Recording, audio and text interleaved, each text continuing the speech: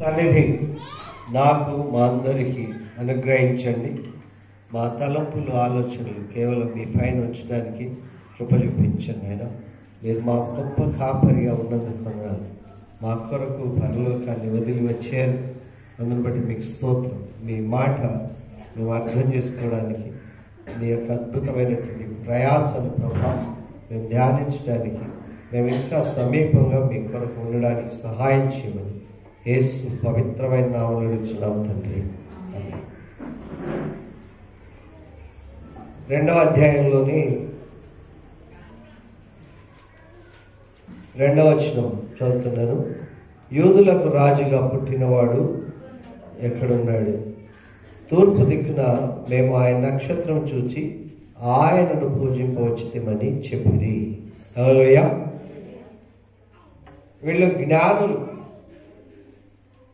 జ్ఞానులైనటువంటి వ్యక్తులు రాజు దగ్గరికి వచ్చారు. రాజు దగ్గరికి వచ్చి ఆయనతో అడుగుతున్నటువంటి మాట ఏంటంటే, యూదుల రాజుగా పుట్టినవాడు ఎక్కడున్నాడు? యూదులు అంటే ఆరాధించే ప్రజలు, యూదా జనాంగం. యేసు ప్రభుకి యూదా గోత్రపు సింహం అని పేరు. కనుక ఆరాధించే ప్రజలకు రాజుగా ఉన్నటువంటి వ్యక్తి. ఆరాధిస్తే మన రాజు ఎవరన్నమాట? యేసు ప్రభువే మనకు రాజు. కనుక ఇహలోక సంబంధంగా పెద్దవాళ్ళు జ్ఞానులు ఎవరిని చూస్తారంటే స్టేటస్ బట్టి రాజులనే చూస్తారు. యూదులకు రాజు ఎవరు అనే ఆ యొక్క ప్రశ్నతో యూదులందరినీ, ఆ కాలంలో యూదులు ఇశ్రాయేల్ ప్రజలు యూదా జనాంగం కనుక యూదుల్లో ఉండేటువంటి వ్యక్తులకు రాజుగా పుట్టాడు. అయితే రాజు ఎవరింట్లో పుడతాడు అంటే రాజింట్లోనే పుడతాడు అనేటువంటి ఒక తలంపు కలిగి ఉన్నారు. రాజు అయిన హేరోదు దినములందు యూదయ దేశపు బెత్లెహేములో యేసు పుట్టిన పిమ్మట ఇదిగో తూర్పు దేశపు జ్ఞానులు యెరూషలేమునకు వచ్చి, యెరూషలేం దేవుని యొక్క పట్టణం, యెరూషలేం మహారాజు యొక్క పట్టణం, యెరూషలేం దేవుని యొక్క సింహాసనం ఉండేటువంటి స్థలం కనుక అక్కడికి వచ్చి సమాధానపురం. యెరూషలేం అంటే షాలోం అంటే సమాధానం, యెరూషలేం అంటే సమాధానపురం. కనుక సమాధానపురంలోనికి వస్తే అక్కడ సమాధానం లేదు. వాళ్ళు ఏమడుగుతున్నారంటే యూదుల రాజుగా పుట్టినవాడు ఎక్కడున్నాడు? ఆ 2వ దాంట్లో ఆన్సర్ ఏం కనబడుతుంటే ఎక్కడున్నాడు? ఏం చేశారంట? ఎవరి నక్షత్రం అంట? ఆయన నక్షత్రం అన్నారు. మరి మార్నింగ్ స్టార్, ఈవినింగ్ స్టార్ అట్లా పొద్దున్నే వచ్చేటువంటి ఆ చుక్కలన్నిటి కూడా పేర్లు ఉన్నాయి. అన్ని చుక్కలన్నిటి కూడా పేర్లు పెట్టారు. ఈ రోజు వరకు కూడా యేసు ప్రభు నక్షత్రానికి పేరు పెట్టలేదు. హల్లెలూయా. మానవులకు ఎవరికి అర్థం కానటువంటి రీతిలో అది ప్రభావంగా, ప్రకాశవంతంగా, విజయవంతంగా, దేదీప్యమానంగా వెలుగుతూనే ఉన్నది. జ్ఞానులకు అర్థం కానటువంటి చుక్క ఏదైనా ఉంది అంటే, ఆ నక్షత్రం ఏదైనా ఉందంటే అది యేసు ప్రభుదే. ఆ యేసు ప్రభు నక్షత్రానికి పేరు పెట్టలేదు. అప్పుడప్పుడు చెప్తా ఉంటారు, మీ తిథి ఏది, మీ నక్షత్రం ఏది అని అడుగుతూ ఉంటారు. అంటే ప్రతి ఒక్కరు పుట్టినప్పుడు ఏదో ఒక నక్షత్రం వెలుగుతుంది అని అనుకుంటారు.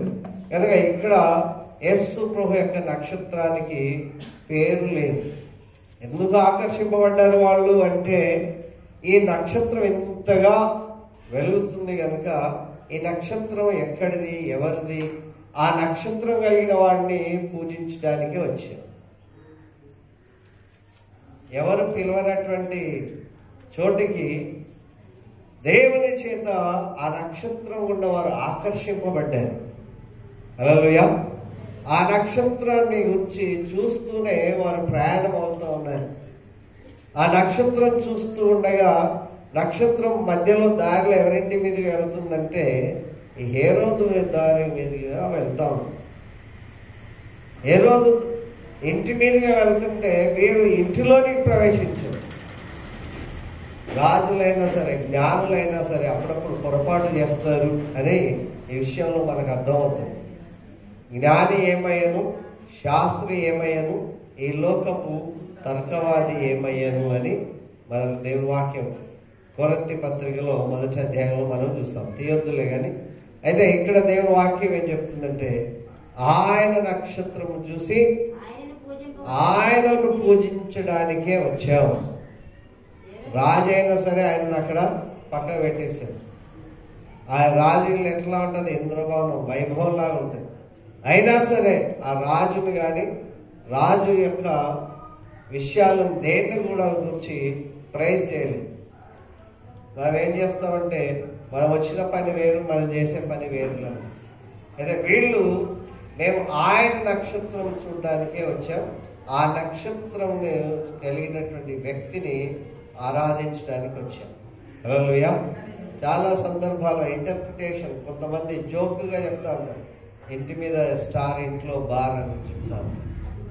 అది కరెక్ట్ కాదు. వాళ్ళు ఏదో వాళ్ళ తలంపు చెప్పుకుంటారు. వీళ్ళు అట్లా కాదు. వీళ్ళు ఏం చేస్తున్నారంటే, దేనికి కూడా లోబడినటువంటి వ్యక్తులు ఉన్నారు. రాజునైనా సరే పక్కకు పెట్టారు. యూదులందరికీ రాజుగా పుట్టినవాడు ఎక్కడ ఉన్నాడు, మేము ఆయన నక్షత్రం చూసి ఆయనలో మాత్రమే పూజించాలి. మనం కూడా ఎవరిని పూజించాలి? ఆయన అంటే ఎవరు? యేసు ప్రభు. ఆయన నక్షత్రం ఆయన చూసి ఆ యొక్క స్థలంలో ఆ వెలుగుతున్నటువంటి జ్ఞాన నక్షత్రాన్ని చూసి దేవునికి మహిమ చెల్లించాలి. తర్వాత దేవుని వాక్యం ఇక్కడ చెప్తుంది,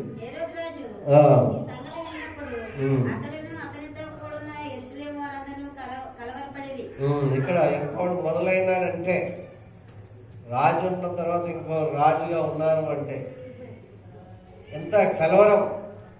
ఇప్పుడు పదవి కాలం పోతా ఉంటే కొంతమందికి కలవరం వస్తూ ఉంటుంది.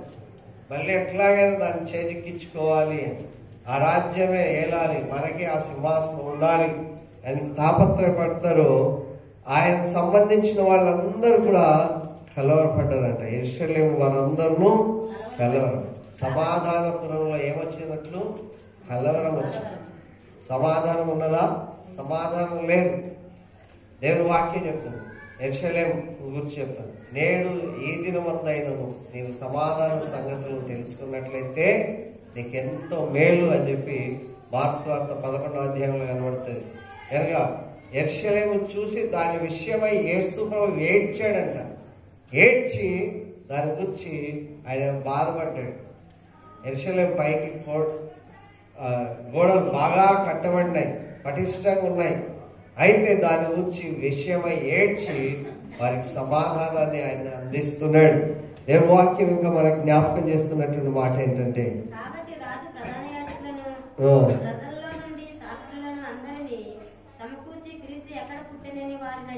హల్లెలూయా. ఇప్పుడు పెద్ద డిబేట్ జరుగుతోంది ఇక్కడ, చాలా పెద్ద డిబేట్. ఏదో ఎవరో పుట్టారంట అని ఒక్క వచనంతో సరిపెట్టేట్లు కాదు. ఇక్కడ ఎవరెవరు వచ్చారంట, ఎవరెవరిని పిలిచారంట? ప్రధాన యాజకులను, ప్రజలలో నుండి శాస్త్రులను అందరినీ సమకూర్చి, అందరం సమకూర్చబడాలి అంటే చాలా కష్టతరమైనటువంటి పని. ప్రధాన యాజకులు అందరూ వచ్చారు. ప్రధాన యాజకులను, ప్రజలను, శాస్త్రులు అంటే అన్ని VVIP, very very important persons. తర్వాత శాస్త్రులైన వాళ్ళు, శాస్త్రం బాగా తెలిసిన వారు, పండితులైన వారు. తర్వాత యాజకులు, యాజకత్వం చేసేవాళ్ళు, యాజకులందరూ వచ్చారు. ప్రజలలో ఉండే శాస్త్రులు వచ్చారు. తర్వాత ప్రజలందరినీ, శాస్త్రులను అందరినీ సమకూర్చి క్రీస్తు ఎక్కడ పుట్టునని వారిని అడిగాను. హల్లెలూయా. పెద్ద హాల్ లేకపోతే పెద్దగా ఏర్పాటు చేశారు. అందరు పండితులను పిలిచారు, అందరూ శాస్త్రజ్ఞులను పిలిచారు, అందరూ దేశంలో జ్ఞాని అయిన వాళ్ళందరినీ కూడా పిలిచాడు. ఎవరు కావాలంటే ఈయనకు? క్రీస్తు ఎక్కడ పుట్టాడు అని వాళ్ళు అడిగారు.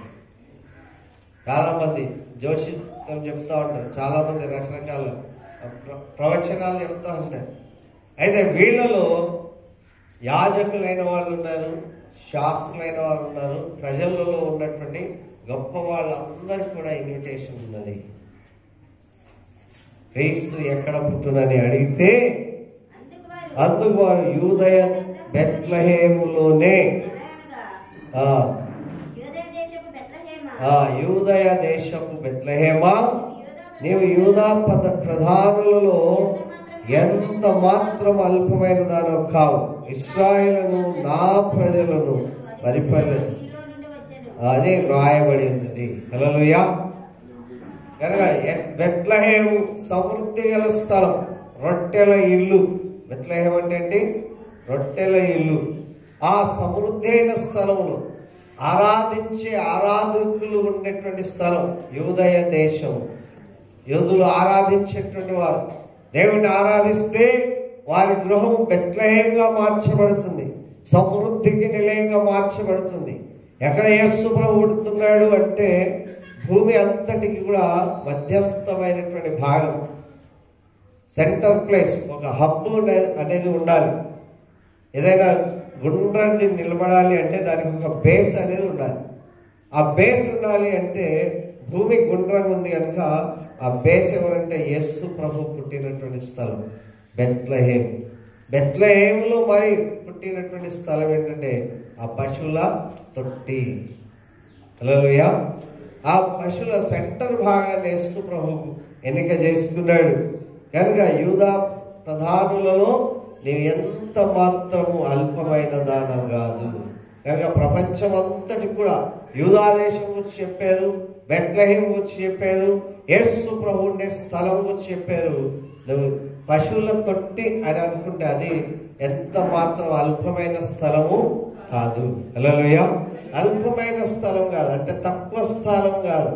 మానవులకు చూడడానికి అట్లా కనిపించొచ్చేమో కానీ ప్రజలందరికీ కూడా అక్కడ ఆరాధించే స్థలంగా దేవుడు చూస్తున్నాడు.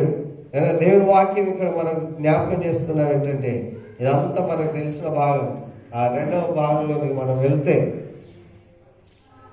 7వ వచనం 9వ వచనం, వారు రాజు మాట విని బయలుదేరి పోచుండగా ఇదిగో తూర్పు దేశమున వారు చూచిన నక్షత్రం ఆ శిశువుండిన చోటికి మీదుగా వచ్చి నిలుచు వరకు వారికి ముందుగా నడిచాను. హల్లెలూయా. వీళ్ళు మిస్గైడ్ అయ్యారు, వీరు తప్పిపోయారు. వీరు తప్పి ఎక్కడికి వెళ్ళారు? రాజు ఇంటికి వెళ్ళారు. అక్కడ పెద్ద కలవరం అనేటువంటి చిచ్చు పెట్టబడింది. మళ్ళీ ఆ నక్షత్రం మళ్ళీ వీళ్ళకి కనబడింది. మళ్ళీ నక్షత్రం కనబడి ఆ శిశువు ఉండే స్థలానికి నడిపిస్తూ వాళ్ళ ముందుగా నడుస్తూ ఉన్నది. హల్లెలూయా. జ్ఞానులైన వాళ్ళకు కూడా ఎవరి జ్ఞానం కావాలి? దైవ జ్ఞానం కావాలి. దేవుని చేత నడిపింపబడాలి. దేవుని చేత మనం నడిపింపబడితే సరైన చోటికి వెళ్తాం. మీరు నేను జ్ఞానిని కదా అని అనుకోలేదు. నేను వాక్యం 3వ సామెతల్లో మనం చెప్తాను, నేను జ్ఞానిని కదా అని నీవు అనుకునవద్దు. ఎప్పుడైతే నీవు జ్ఞానిని కదా అనుకుంటావో నేర్చుకోవడం మానేస్తావు. ఇప్పుడు 10th క్లాస్ అయిపోయింది, మళ్ళీ 10th క్లాస్ బుక్ చదవంటే చదువుతారా? అలా 10th క్లాస్లో ఉన్నటువంటి అన్ని ప్రతి సెంటెన్స్ మనకు తెలుసా? అప్పుడప్పుడు రెఫర్ చేయాలి. అప్పుడప్పుడు రెఫర్ చేస్తేనే అర్థమవుతుంది. కనుక ఆ నక్షత్రం అక్కడ మిస్ అయిపోయి మళ్ళీ వీళ్ళకి కనబడింది. కనబడి ఏం చేస్తుందంటే ఆ నక్షత్రము తూర్పు దేశమున వారు చూసిన నక్షత్రము ఆ శిశువు ఉండిన చోటికి మీదుగా వచ్చి నిలుచు వరకు వారికి ముందుగా నడిచారు. నక్షత్రం వెస్ట్వర్డ్ లీడింగ్. ఎంత సంతోషం! మళ్ళీ మిస్ అయిపోయింది, మళ్ళీ కనబడితే ఎంత సంతోషం. హల్లెలూయా. ఆ జ్ఞానులు ఆ యొక్క నక్షత్రం హేరోది ఇంట్లోకి ఈనమైనప్పుడు కనబడలేదు, కానీ మళ్ళీ బయటకు వచ్చినప్పుడు ఆ నక్షత్రం కనబడింది. మిస్ అయింది, మళ్ళీ కనబడింది. కనబడి వీళ్ళకు శిశువు ఉన్న చోటికి వెళ్ళే వరకు వీరికి ముందుగా నడుస్తూ వచ్చింది. హల్లెలూయా. వెంబడించాలి, వెతకాలి, ఆయన సన్నిధిని నిత్యం ఎదుగుచుండాలి. దేవుని వాక్యం ఇక్కడ జ్ఞాపకం చేస్తున్నటువంటి వారు అప్పుడైతే ఆ నక్షత్రం చూశారో, ఆ నక్షత్రం కనబడిందో, ఆ నక్షత్రాన్ని వెంబడించారో వారు ఆ నక్షత్రం చూచి ఏమైనారు? అత్యానంద భరితులైనారు. కొంచెం వర్ణనాతీతమైన సంతోషం, కొంచెం సంతోషం కాదు, ఆ సంతోషానికి అవధులు లేవు. అంత ఉత్సాహంగా, ఆనందంగా, సంతోషంగా జ్ఞానులు అత్యానంద భరితులై ఏ ఇంటికి వెళ్తారు? యోసేపు, యేసు ప్రభు జన్మించిన స్థలంలో. వీళ్ళెవరు? జ్ఞానులైన రాజంటికి వెళ్ళినప్పుడు అంత సంతోషపడలేదు, కానీ పశువుల పాకలకు వెళ్తున్నప్పుడు ఆ నక్షత్రం వాళ్ళని నడిపిస్తుండగా వారు అత్యానంద భరితులైనారు. దేవుడు వాళ్ళని ఎట్లాగా నడిపించాడు అనేటువంటి మనం చూస్తాం. ఎలాగ వాళ్ళని నడిపించాడు, ఆ చూసి నడుస్తున్నారు. దాన్ని చూస్తుండగా వారిని పశువుల పాకలోకి నడిపిస్తే వాళ్ళ హోదాని బట్టి వారి జ్ఞానం, వారి హోదాని బట్టి పెద్దవారు, గొప్పవారు.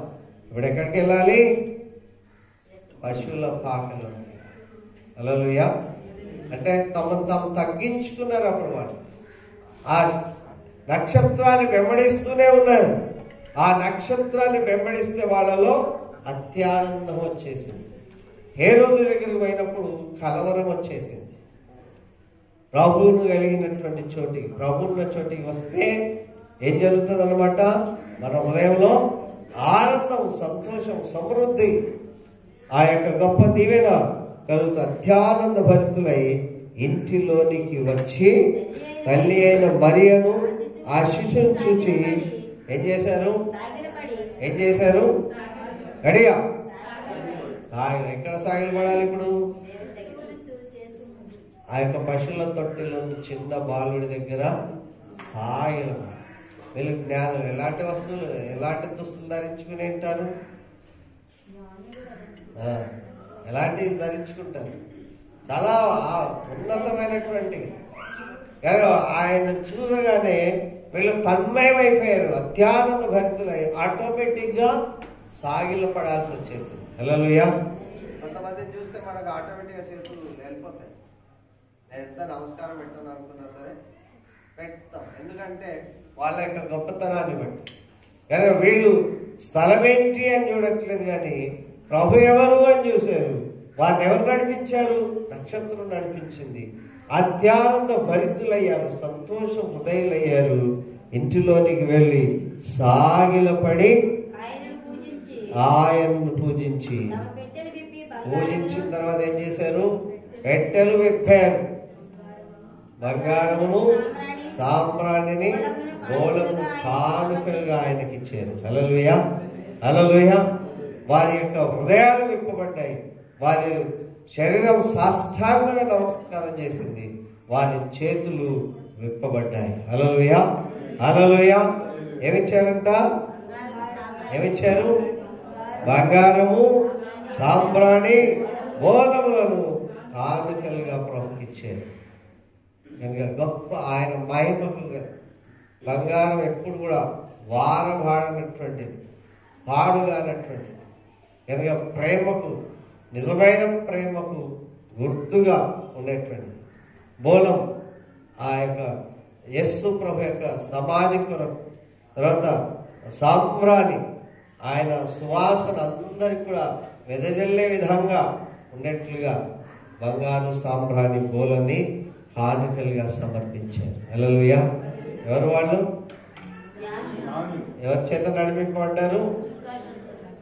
నక్షత్రం. ఆ నక్షత్రం ఎవరిది? యేసు ప్రభుది. వాళ్ళు చెప్పారు, మేము ఆయన నక్షత్రం చూసాం, ఎవరిని పూజిస్తాం? ఆయన.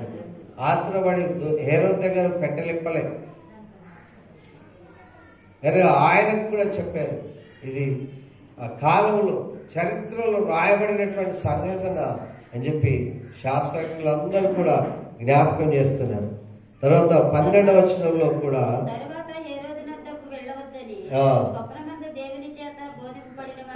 ఎవరి చేత బోధింపబడ్డారు? దేవుని చేత బోధింపబడ్డారు. జ్ఞానులకు ఎవరు చెప్పాలి? దేవుడే చెప్పాలి. నేను నాలాంటి పామరుడు చెప్తే వింటారా? నీకే సరిగా తెలియదు, మాకేం చెప్తావు అంటే. ఎవరి చేత బోధింపబడ్డారు? మనం కూడా ఎవరి చేత బోధింపబడాలి? దేవుని చేత. మనం చాలాసార్లు అప్పుడప్పుడు మిస్ అయిపోతుంటాం. జ్ఞానులు సైతం తప్పుదోవ వేశారు. అయితే మళ్ళీ దేవుని చేత బోధింపబడినవారై మరి యొక్క మార్గమున తమ దేశమునకు తిరిగి వెళ్ళిరి. హల్లెలూయా. మరి యొక్క మార్గం, ఇంకొక మార్గం తమ దేశానికి తిరిగి వెళ్ళి అత్యానంద భరితులయ్యారు. ఇప్పుడు మళ్ళీ తప్పు అడుగు వేయలేదు ఎప్పుడు కూడా. ఒక్కసారి ఆయన నక్షత్రం చూస్తే అలాంటి నక్షత్రం ఈ రోజు వరకు కూడా ఎక్కడ కూడా పుట్టలేదు. కనుక ఆయనను పూజిస్తే ఏ స్థలం అనేది మనం చూడం, కానీ ఆయన ఆరాధించడానికి మన హృదయాలు సమర్పిస్తాం. అయితే దేవుని వాక్యం ఇక్కడ మళ్ళీ జ్ఞాపకం చేస్తుంది.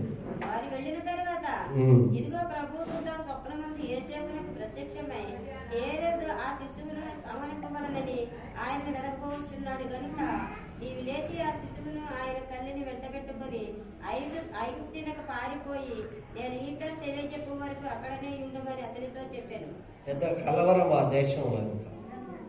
పసిపిల్లలందరినీ కూడా చంపివేయాలి అనుకున్న పరిస్థితులు. వీరిని కూడా కాపాడాడు ప్రభు, వీరిని కూడా కాపాడాడు. ఏ రోజు దగ్గరికి వెళ్ళొద్దని వాళ్ళకి చెప్పాడు, జ్ఞానులకు. తర్వాత ఎలాగైనా కాపాడాలి. స్వప్నమందు యోసేపునకు ప్రత్యక్షమై మీరు త్వరగా వెళ్ళాలి. ఆ రోజుల్లో చాలా భక్తిపరులైనటువంటి ప్రజలు. దేవుని యొక్క మాట ఏదైనా చెప్పబడితే అది రాత్రి అయినా సరే, పగలైనా సరే, ఎప్పుడైనా సరే వెంటనే స్పందించారు.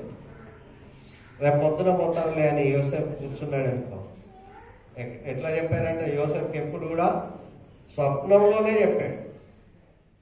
రాత్రి నిద్రిస్తుండగా స్వప్నంలోనే చెప్పాడు, నీ భార్య అయిన మరియను చేర్చుకోవడానికి భయపడదు. పొద్దుటే లేచి భార్యను తీసుకొని బెత్లెహేముకి వెళ్ళి ప్రజాసంఖ్యలో రాయించడానికి కౌసర్ ఐగుప్తు దేశానికి వెళ్ళింది. ఆ దినం నాకు అనిపించింది, యోసేపు లాంటి మంచి మనసు, దేవుని యొక్క హృదయం తెలుసుకోగలిగినటువంటి నీతిమంతుడైనటువంటి వ్యక్తి. మనమైతే రాత్రి చెప్పే కదా పొద్దున్న చూస్తాంలే. నేను రాత్రి చెప్తే ఏం చేశాడు? రాత్రే బిడ్డను తీసుకొని ప్రయాణమయ్యాడు.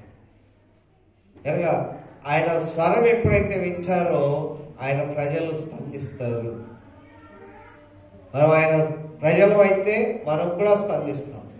కనుక స్వప్నవంతు కనబడింది పక్కడికి చెప్తే అది నెరవేరుతుందో లేదో. స్వప్నంగా కళ కదా, కళ నెరవేరాలి అనుకుంటాం.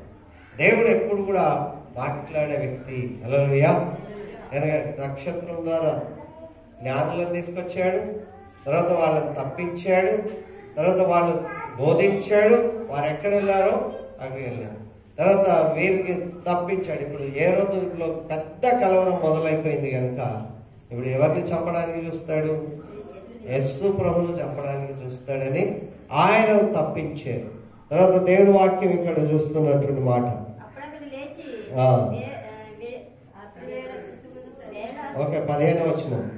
అప్పుడు అతడు లేచి రాత్రి వేళ శిశువును తల్లిని తోడుకొని ఐగుప్తును వెళ్ళి ఐగుప్తులో నుండి ఇది కూడా ఐగుప్తులో నుండి యేసు ప్రభువును పిలిచాను అనుకున్నట్లుగా, లేఖనము నెరవేరబడినట్లుగా అక్కడ ప్రతిది కూడా గూగుల్ మ్యాప్ ఎట్లనో అలాగ డైరెక్షన్ ఇస్తూ వచ్చినట్లుగా దేవుని వాక్యం చెప్తుంది. హల్లెలూయా.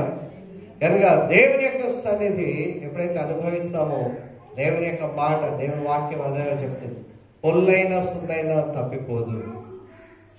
కనుక ఐగుప్తులో నుండి ఏమైనా వస్తుందా? గలిలయలో నుండి మంచిది ఏదన్నా రాగలదా? గలిలయ ప్రజలు చాలా మూర్ఖులు అన్నమాట. గలిలయలో నుండి మంచిది ఏదైనా రాగలదా అంటే, నజరేతు నుండి మంచిది ఏదైనా రాగలదా అంటే యేసు ప్రభు నజరేతు వాడని ఆయన పేరు. హల్లెలూయా. కనుక మనం చాలాసార్లు మన జీవితాన్ని తక్కువగా చూసుకుంటాం. మనం ఎప్పుడైతే ప్రభుకి అంకితం అయిపోతామో, ఆయన చేత నడిపింపబడతామో మనం ఆనందభరితులం అవుతాం. ఆయన చేత నడిపింపబడాలి, ఆయన చేత బోధింపబడాలి, ఆయన చేత స్వప్నవంతో దర్శింపబడాలి, అలాగే స్పందించబడాలి, ప్రభు కొరకు స్పందించబడాలి.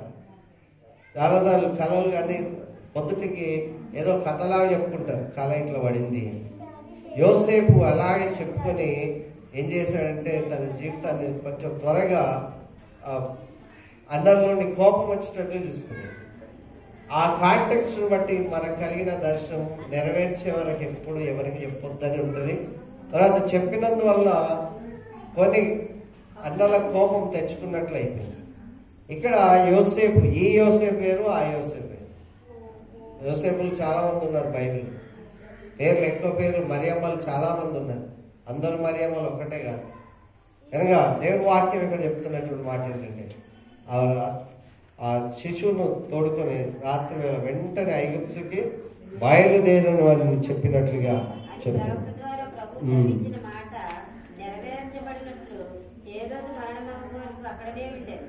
ఇక్కడ 14 16 వచ్చేసరికి ఆ టయాన్ని బట్టి, పీరియడ్ని బట్టి చూస్తే హేరోదు 2 సంవత్సరాలు ఉన్న పిల్లలందరినీ కూడా చంపేసి యేసు ప్రభువును ప్రపంచానికి అందించడానికి చాలా మంది పిల్లలు హతసాక్షులయ్యారు.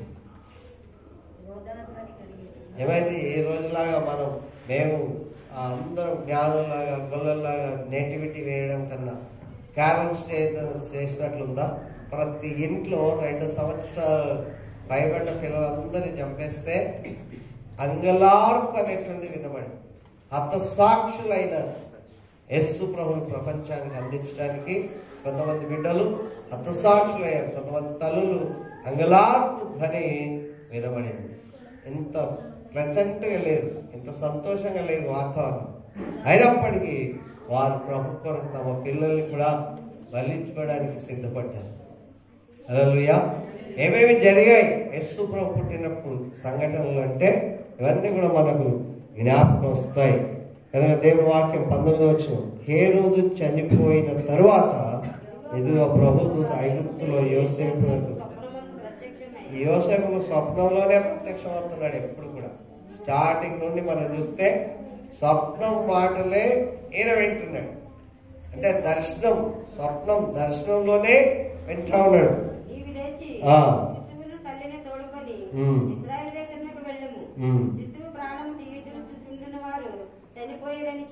హల్లెలూయా. ఆయన చనిపోయిన తర్వాత మళ్ళీ ఆ దేశానికి వెళ్ళమని చెప్తాడు. కనుక దుష్టుల నుండి దూరంగా ఉండాలి అనుకున్నట్లుగా నేను ప్రక్క తీసుకొచ్చారు. మళ్ళీ ఆయన చనిపోయిన తర్వాత మళ్ళీ అక్కడికి నడిపింపబడ్డారు. దేవుని వాక్యం ఇక్కడ చెప్తుంది 23వ వచనం, హేరోదు ప్రతిగా యూదయ దేశం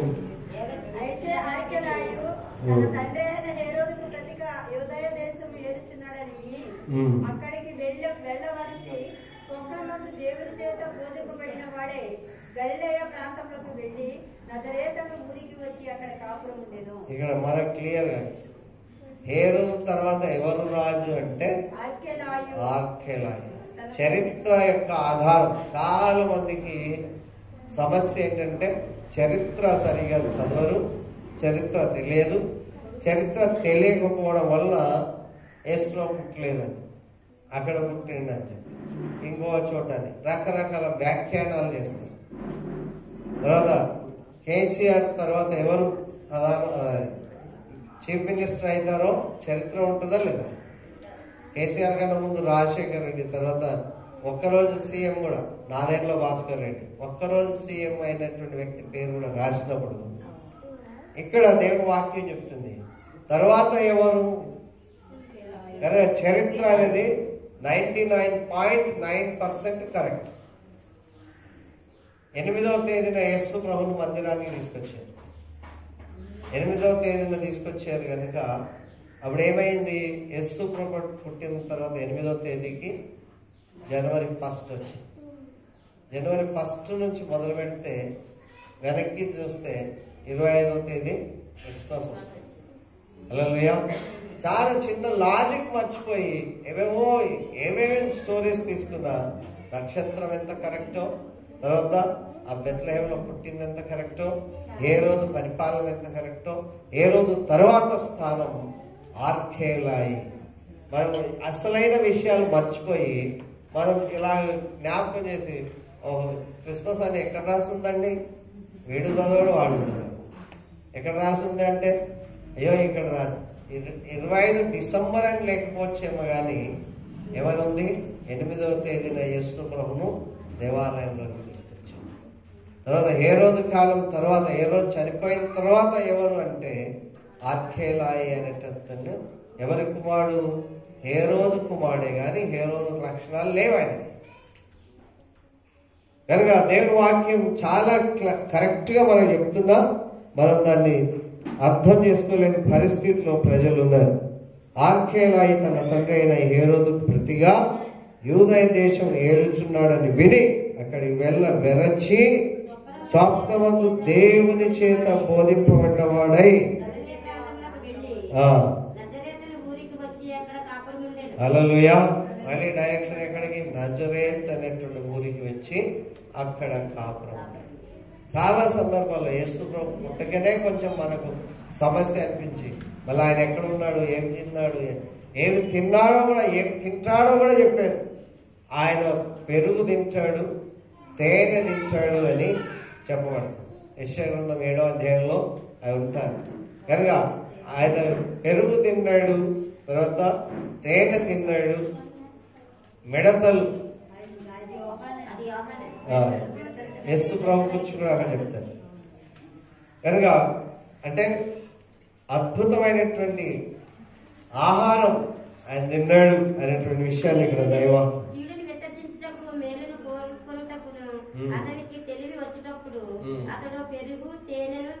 హల్లెలూయా. ఏం తిన్నాడంట? పెరుగు తేనె తిన్నాడు. నాకు ఇప్పుడు గుర్తొస్తా ఉంది, మా సౌందర్య అన్నిట్లో 99% పాస్ అవ్వడానికి కారణం ఏంటంటే, ఆమెను ఒక చోట పెట్టాము, వాళ్ళ పిల్లలు లేకపోతే ఒక్క సంవత్సరమే ఒక స్కూల్లో పెట్టాము. ఆ స్కూల్లో వాళ్ళు ఊరికే ఏం పెట్టారంటే పెరిగే పెట్టారు. పొద్దున్న నుండి రోజు పెరుగు. అద్భుతమైన జ్ఞాపక శక్తి ఉంది. ఏం పెరగడానికంట? ఏం పెరగడానికి? తెలివి పెరగడానికి. తర్వాత ఏం తినాలి? పెరుగు తేనె. యేసు ప్రభు తిన్నాడు, అలాగే యోహాను కూడా అలాగే తిన్నాడు. దేవుని వాక్యం సమృద్ధైన ఆహారం, పాలు, పౌష్టిక ఆహారం. కనుక అద్భుతమైన జ్ఞాన సంపన్నులయ్యారు. అయితే దేవుని వాక్యం ఇక్కడ చెప్తుంది, ఆ దేవుని చేత బోధింపబడ్డవారై గలిలయ ప్రాంతములకు వెళ్ళి నజరేతను ఊరికి వచ్చి అక్కడ కాపురం. ఆయన నజరేయుడని అనబడునని ప్రవక్తలు చెప్పిన మాట నెరవేరినట్లు ఇలాగూ జరిగేను. హల్లెలూయా. కనుక ఇది యేసు ప్రభు యొక్క చరిత్రలో కొద్ది భాగం. యేసు ప్రభు అవును అని అనడానికి నిదర్శనం. ఈ రోజు వరకు నక్షత్రానికి పేరు పెట్టలేదు. జ్ఞానుల చేత నడిపింపడ్డారు, జ్ఞానులు దేవుణ్ణి ఆరాధించారు. కనుక అత్యానంద భరితులయ్యారు. తర్వాత ఆయన చేత తను ఎందరు అంగీకరిస్తారో వారందరికీ దేవుని పిల్లలకు ఆయన అధికారం ఇచ్చారు. కనుక ఆయన గొప్పవాడు అని చెప్పి చరిత్ర చెప్తుంది, ఆయన సజీవుడు అని చెప్పి ఆ చరిత్రకారుడు చెప్తూ ఉన్నారు. యేసు ప్రభును ఆరాధించే జ్ఞానులుగా మనం ఉండాలి. ఎలా ఉండాలి? జ్ఞానులు ఆయన నక్షత్రమే చూశారు, ఆయన చేత నడిపింపబడ్డారు. ఆ చుక్క ఎక్కడికి వెళ్తే అక్కడికి వెళ్ళారు. పశువుల పాక అయినా సరే సాగిలపడి ఆరాధించారు. హల్లెలూయా. కనుక మన ప్రభు చరిత్రకారుడు, చరిత్రకు సృష్టికర్త, చరిత్ర ఆధారం. 700 సంవత్సరాల పూర్వం చెప్పబడిన మాటలన్నీ కూడా నెరవేర్చబడ్డాయి.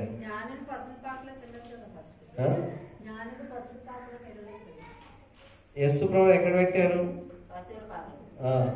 ఆ తొట్టి, పశువుల పాక అంటే ఆ తొట్టి. 2 సంవత్సరాల తర్వాత ఇంట్లో అదే ఇల్లు అంటే ఎవరి ఇల్లు?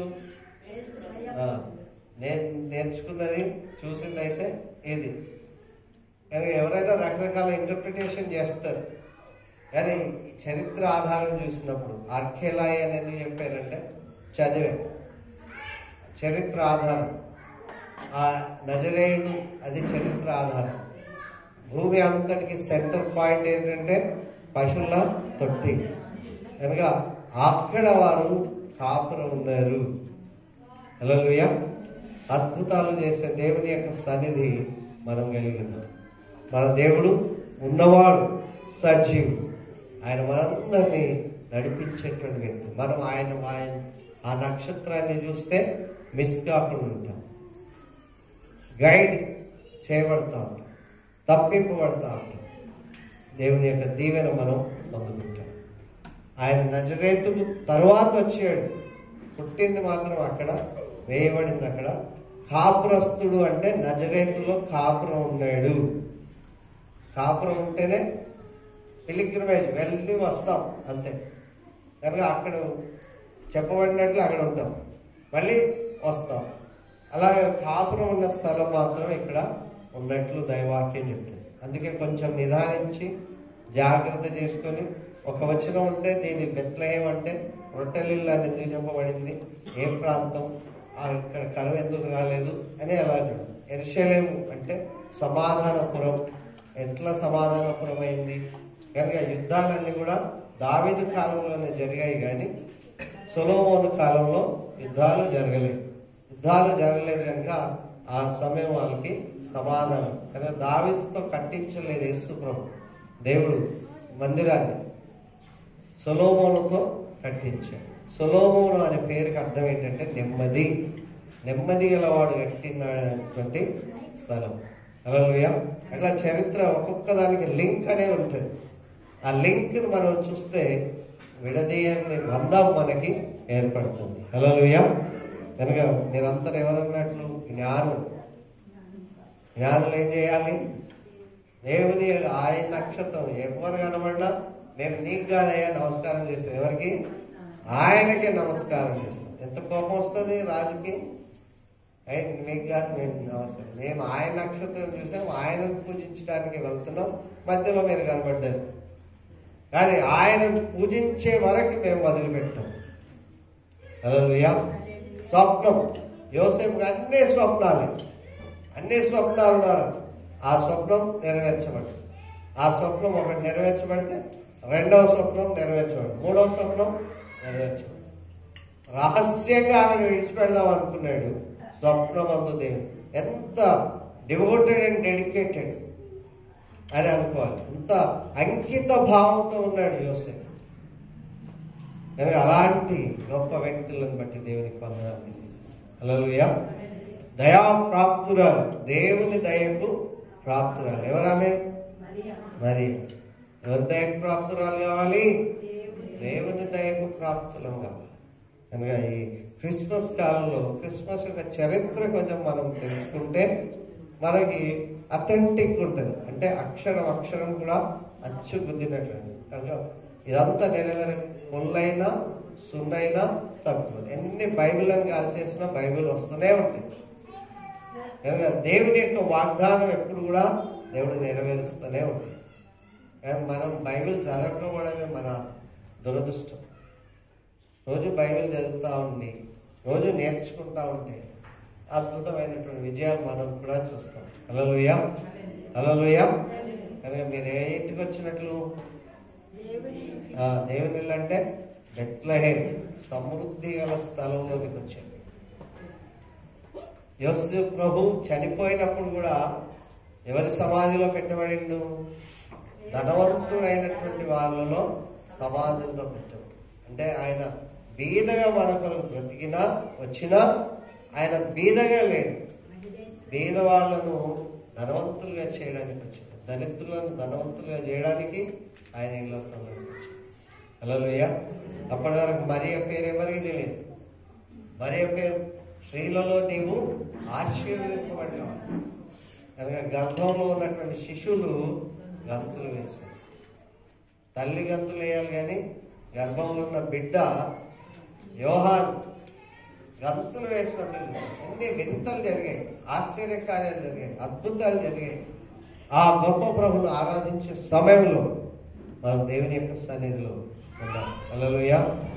మేము వెళ్ళి చూసాం స్వామి యేసు నాథుని, మేము మొక్కి వచ్చినాం మా మనములనగా.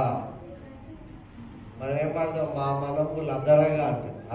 గుండెలు అదరడం కాదు, అలరగా అంటే ఆనందంతో. వాళ్ళు ఎట్లా ఉన్నారు? సంతోషంతో, ఆనందంతో, ఉత్సాహంతో. ఏ రోజు దగ్గర పోయినప్పుడు కలవరం, పశువుల పాకలోకి వచ్చినప్పుడు ఆనందంతో ఉన్నారు. అత్యానంద భరితులై వెళ్ళారంట. ఇక్కడికి వచ్చి మనం ఎలా వెళ్ళాలి? అత్యానంద భరితులమై దేవుని సన్నిధికి వెళ్ళాలి. దేవుని చేత నడిపింపబడాలి. దేవుని యొక్క సన్నిధిలో మనం దీవించబడతాం. హల్లెలూయా.